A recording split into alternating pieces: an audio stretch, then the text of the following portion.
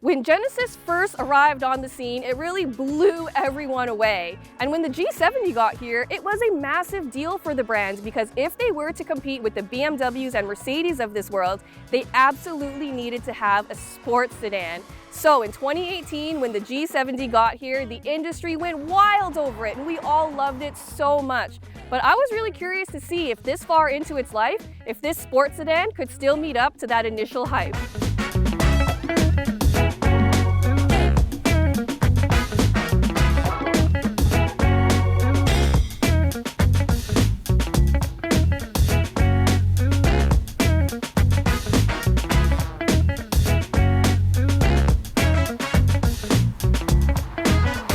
For more expert car reviews, don't forget to share our channel and subscribe so you can catch some of this and maybe even a little of that.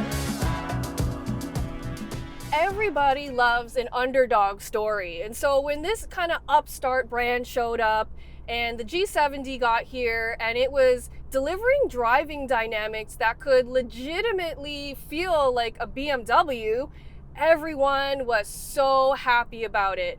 And today, all of that stuff is still true. I think the G70's driving dynamics are still where it is the most impressive. So the one I'm driving is the top of the line model. It has a twin turbocharged 3.3 liter V6 under the hood.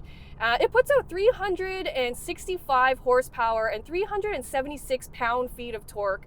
All-wheel drive is of course standard, and there is an 8-speed automatic transmission. And it comes together so cohesively. Everything comes together so smoothly, and all of those elements work together in a way that a sports sedan should. And so it really provides that BMW driving experience that I crave from a sedan like this. Even this all-wheel drive system, you know, it's a rear biased system, so it sends more power to the back than it does to the front, which results in a sportier feeling drive. With its mechanical limited slip differential, you could theoretically send 90% of the power back there if you wanted to, which means, you know, if you're feeling kind of cheeky, you can go do some donuts, do some drifting if you wanted to. And I think that's all really impressive. And this sedan has all the ingredients you need in a sports sedan, you know, Brembo brakes, adaptive suspension. The highlight for me though is the steering. I think it has a perfect weight to it. It is very responsive and it just makes the whole thing super enjoyable to drive. So going back to that V6 engine for a little bit, this allows this Genesis G70 to compete with the BMW M340i.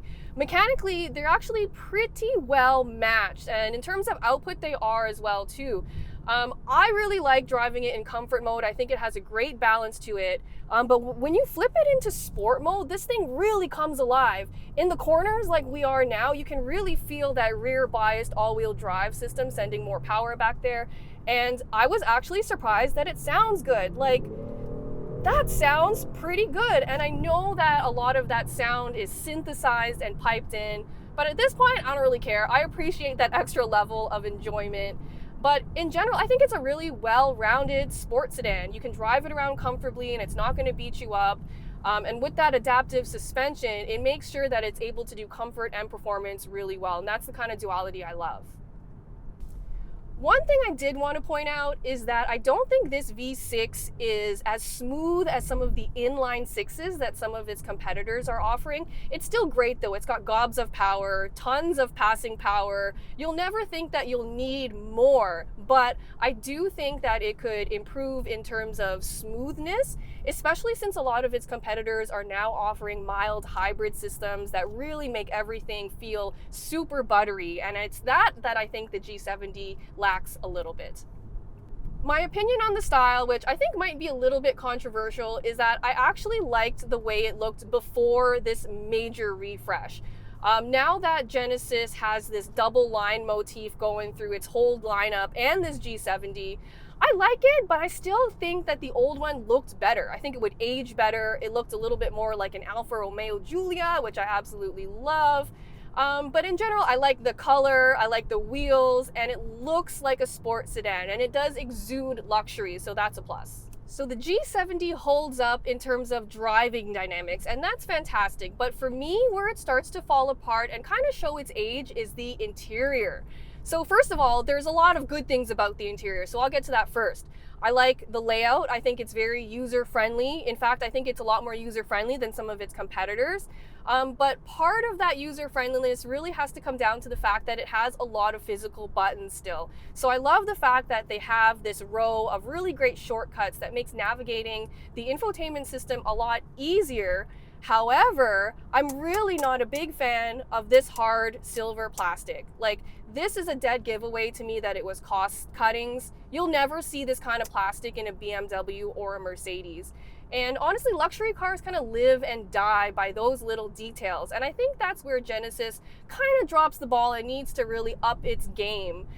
This new touch panel down here is new and it does look nice, but I do think it's sacrificing a lot of the functionality. So in the previous model, there were physical dials and buttons here. Now it's a touch capacitive screen.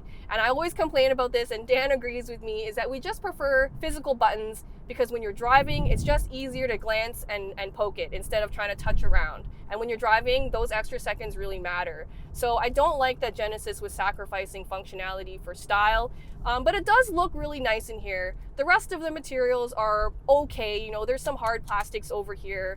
And my problem with it is that they put them in kind of high touch areas. So they're easier to see and you touch them every day, so they stand out a bit more. Some of the other things I gotta mention is that practicality wise, the G70, it is not its strong point. So first of all, the door pocket's not big enough to fit my water bottle. The rear seats are so cramped back there. I can kind of sit behind myself, but Will Johnson, our video producer, was not very comfortable back there. Legroom and headroom are both really cramped for the backseat passengers. The trunk is also tiny. I think it's the smallest amongst all of its competitors. And so I really think that Genesis could do a better job of making the sports sedan more well-rounded. In terms of tech, I think it has most of the stuff that you would be looking for in a car like this.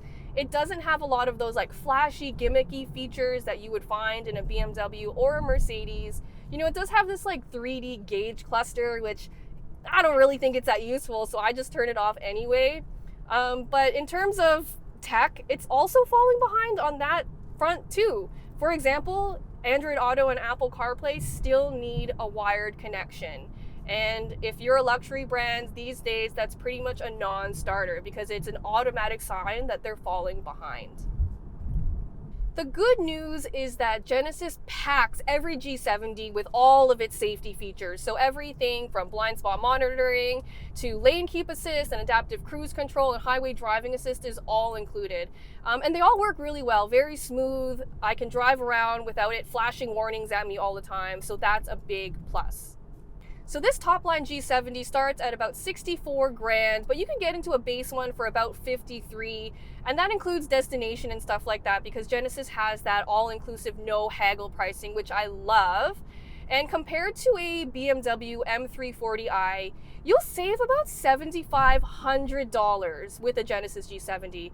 And I think for that amount of savings, some of its shortfalls are easier to forgive. But I really think that if Genesis wants to compete on that level, it would be so nice to see them maintain that price gap while still offering an interior that is on par with what BMW is offering.